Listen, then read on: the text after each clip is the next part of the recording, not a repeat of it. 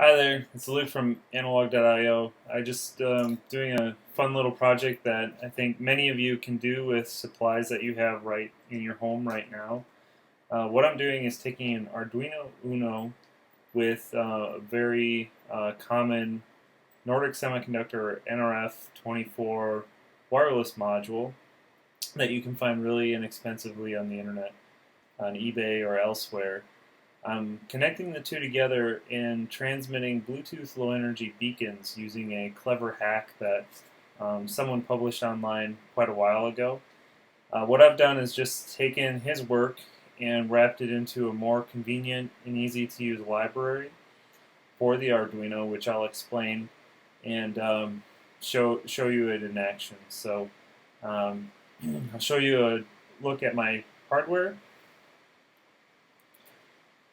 So right here I have my Arduino Uno, and so I just connected with this ribbon cable the nRF24 module, and I'll let you know what the schematic and wiring diagram is in the write-up below.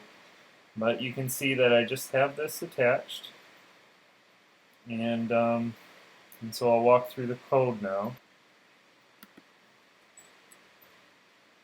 So this is my code. It's really straightforward. Analog.io .h library is included. You can include that by doing the typical sketch, include library, add zip library, and download the zip file from my GitHub page. So after you include the library, I just init a variable, create an analog.io radio object, giving it the pin numbers for the CE, CSN, and IRQ lines.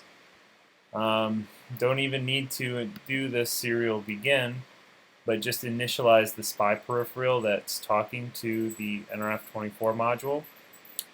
Then it's just simply a print command to print the information that will be put into a BLE beacon.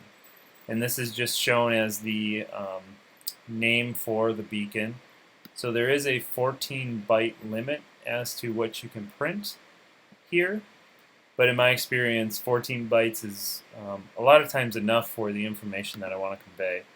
And so then the final thing is there's a flush BLE command to take the text that was put in the beacon and send it out via BLE with the nRF24 board. And then I have a 500 millisecond delay, and this loop will execute over again. So basically what it will do is transmit beacon number 1, beacon number 2, beacon number 3, and so on. So I'll flash this to my Arduino, and then I have my light blue application running right now. And we can see that the beacons are coming through in this sketch. So they just come through every 500 milliseconds, iterating.